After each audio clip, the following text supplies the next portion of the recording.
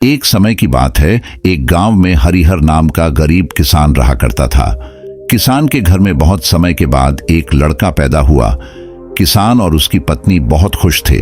सभी आसपास के लोग हरिहर को बधाई देने के लिए आ रहे थे। तभी बाहर से एक साधु ने भिक्षा के लिए आवाज लगाई। किसान के घर में आज खुशी का दिन था, इसलिए उसने साधु महाराज को अंदर बुला लिया और उन्हें बैठने के लिए कहा।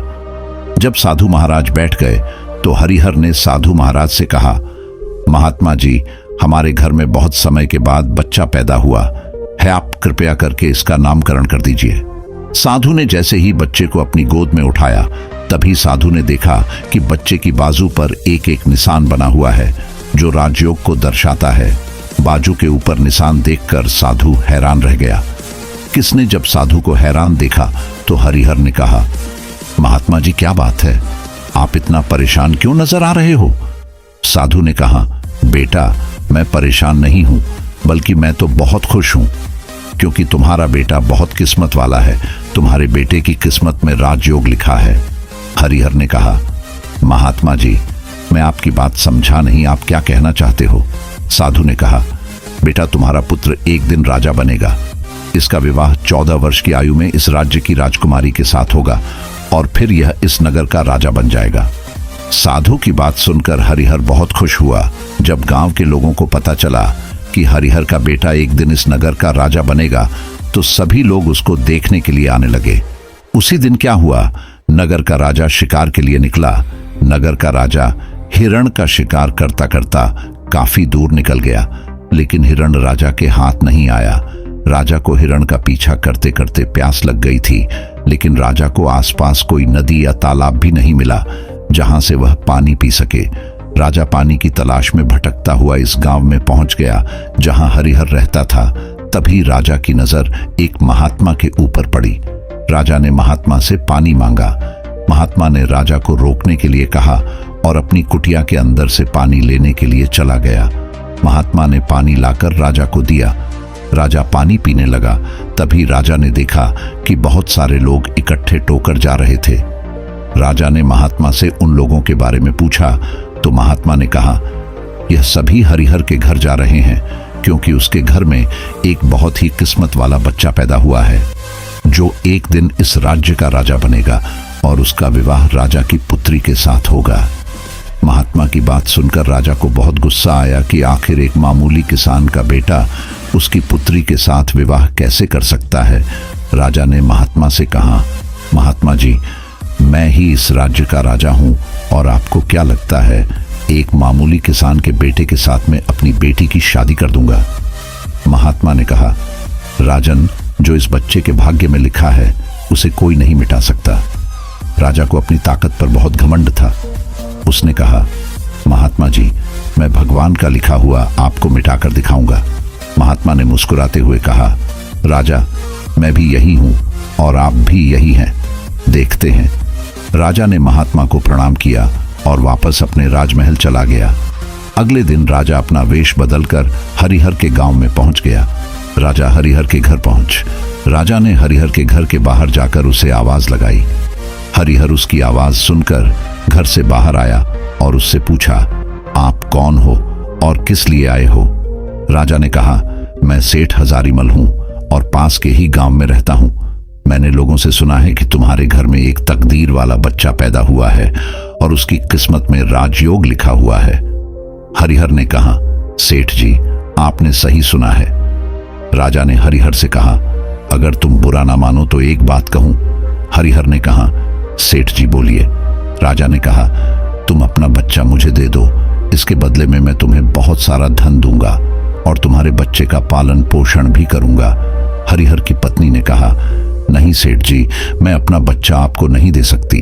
सेठ बोला, तुम अपने बच्चे का पालन पोषण अच्छी तरह से कैसे कर सकोगे?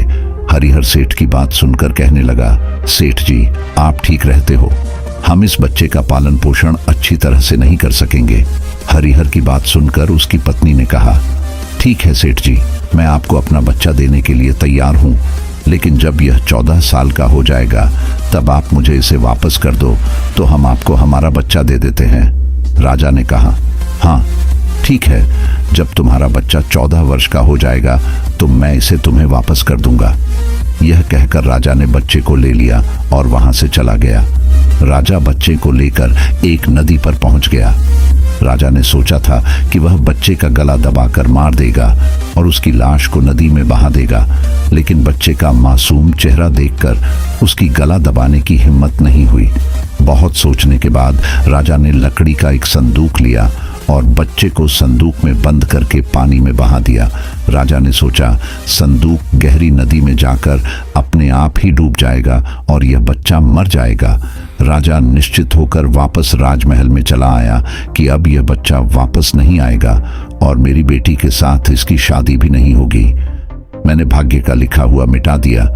उधर वह संदूक बहता हुआ एक नदी के किनारे पर पहुंचा, जहां पर एक धनवान सेठ सूर्य देवता को जल चढ़ा रहा था। उस सेठ ने जब संदूक को खोलकर देखा तो उसके अंदर एक बच्चे को देखकर वह हैरान हो गया। उस सेठ की कोई संतान नहीं थी। सेठ उस बच्चे को अपने घर ले आया। सेठ की पत्नी बच्चे को देखकर बहुत खुश हुई। उसने जब सेठ से पूछा तो सेठ ने उसको बच्चे के बारे में बताया कि कैसे वह उसे नदी में बहता हुआ मिला है। सेठ और उसकी पत्नी ने बच्चे के लिए भगवान को हाथ जोड़कर धन्यवाद किया। अब वह बच्चा सेठ के घर में पलने लगा। इसी तरह धीरे धीरे 14 वर्ष बीत गए। सेठ ने उस लड़के का नाम सूरज रखा था। सूरज बहुत ही समझदार और बुद्धिमान था। एक दिन सूरज को अध्यापक पढ़ रहा था। अध्यापक जो कुछ भी पूछता सूरज तत्काल उसका जवाब दे देता। यह देखकर अध्यापक ने सूरज को कहा, तुम तो बहुत ही समझदार और ज्ञानी हो, आगे चलकर बहुत बड़े आदमी बनोगे। अध्यापक सूरज की प्रशंसा कर ही रहा था कि तभी वहां से वही राजा गुजर रहा था जो किसी दूसरे राज्य में किसी काम से जा रहा था। राजा ने जब सूरज की तरफ देखा तो राजा वहीं पर रुक गया। राजा ने सूरज से पूछा, तुम कौन हो और कहाँ रहते हो और तुम्हारे पिताजी का नाम क्या है? यह पूछकर राजा वहां से चला गया। अपना कार्य करने के पश्चात राजा जब वापस आया तो वह सेठ के घर गया और उसने सेठ से कहा, तुम्हारा बेटा बहुत ही समझदार और बुद्धिमान है। सेठ ने राजा की बात सुनकर कहा, महाराज, मैं इसका असली पिता नहीं हूँ। मैंने तो उसे सिर्फ पाला है, लेकिन वह मेरे लिए बेटे से भी बढ़कर है। राजा ने सेठ से पूछा, तो फिर यह लड़का आपको कहाँ से मिला? फिर सेठ ने राजा को सारी कहानी कह सुनाई कि कैसे वह उसे बहते हुए पानी में एक संदूक से मिला था। जब राजा ने सेठ की बात सुनी तो वह चौंक गया।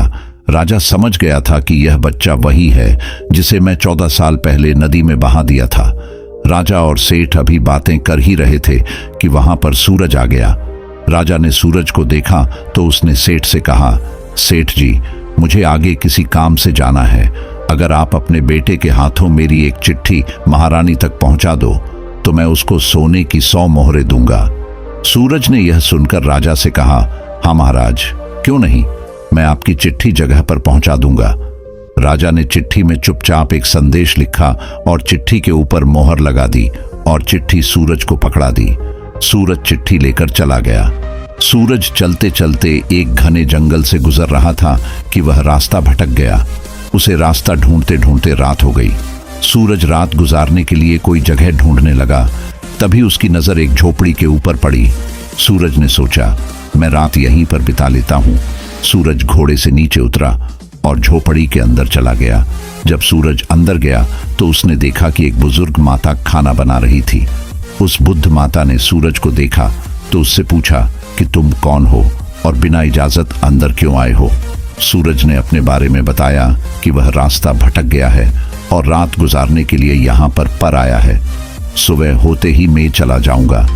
सूरज की बात सुनकर उस माता को उसके ऊपर दया आ गई, लेकिन फिर उस बुद्ध माता ने सूरज से कहा, बेटा, तुम्हारा यहाँ पर रुकना ठीक नहीं है, क्योंकि यह डाकुओं का अड्डा है।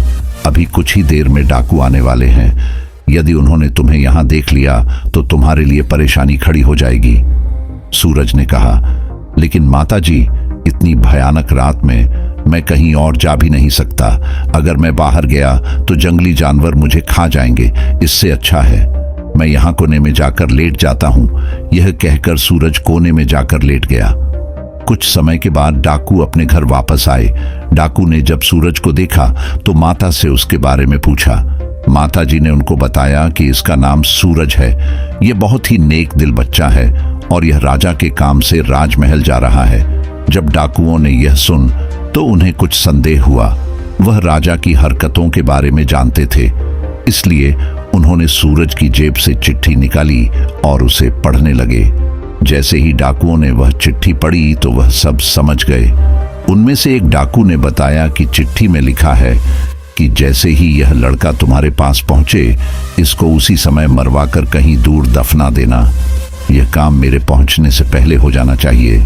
उस माताजी ने जब यह बात सुनी तो बोली, यह राजा कितना दुष्ट है, जिसके हाथों चिट्ठी भिजवा रहा है उसी को मरवाने का आदेश भी दे रहा है। यह सोचकर माताजी ने सोचा कि मुझे इस मासूम को बचाना चाहिए। उसने डाकुओं से कहा कि चिट्ठी को बदल दो। तब डाकू ने दूसरी चिट्ठी लिखकर उस चिट्ठी से बदल दी और वापस सूरज की जेब में रख दी। इसके बाद डाकू वहां से चले गए। सुबह होते ही सूरज उठा और माता को धन्यवाद देकर वहां से चला गया। सूरज कुछ समय के बाद ही राजमहल पहुंच गया और चिट्ठी महारानी को दे दी। महारानी ने चिट्ठी पढ़ी तो चिट्ठी में लिखा था, यह लड़का बहुत ही बुद्धिमान और ज्ञानी है। यह राजकुमारी से विवाह करने लायक है, इसलिए मेरे आने से पहले ही तुम इसका विवाह राजकुमारी से करवा दो।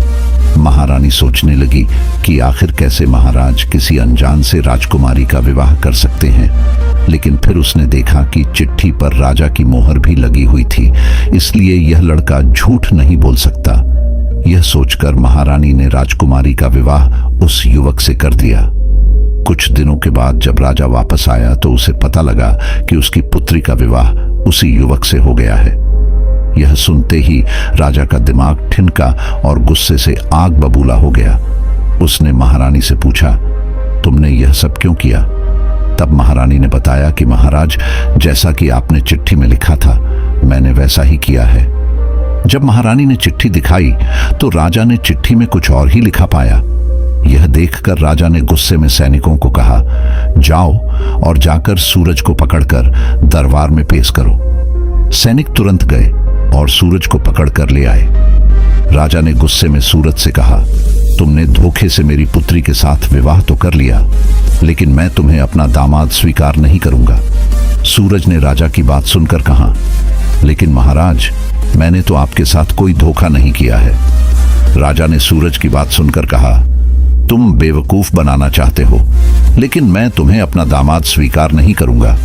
अभी दोनों की बात चल ही रही थी कि एक सैनिक ने आकर राजा से कहा, महाराज, बाहर एक महात्मा आए हैं, वह आपसे इसी समय मिलना चाहते हैं। राजा ने महात्मा को अंदर लाने का आदेश दिया।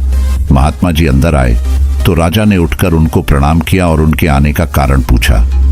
महात्मा ने कहा, राजन, लगता है आपने मुझे पहचाना नहीं। राजा ने कहा, नहीं महाराज, मैंने आपको नहीं पहचाना।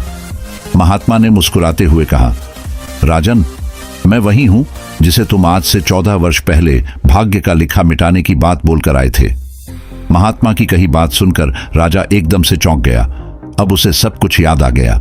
महात्मा ने मुस्कुराते हुए कहा, क्यों राजन, भाग्य का लिखा मिटा दिया? राजा ने आंखें नीचे करके कहा, नहीं महात्मा जी, मैं भाग्य के हाथों हार गया। महात्मा ने कहा, राजन, भाग्य के हाथों कोई नहीं जीत सकता, इसलिए अब सूरज को अपना दामाद स्वीकार करो और अपना राजपाट उसको सौंप दो। राजा ने कहा, महात्मा जी, जैसा आपने कहा है वैसा ही होगा। राजा को समझाकर महात्मा जी वहां से चले गए। राजा ने सूरज से माफी मांगी और सारा राजपाट उसको सौंप दो। राजा ने कहा, महात्मा जी, जैसा आपने कहा है वैसा ही होगा। राजा को समझाकर महात्मा जी वहां से चले गए। राजा ने सूरज से माफी मांगी और सारा राजपाट उसको सौंप दिया।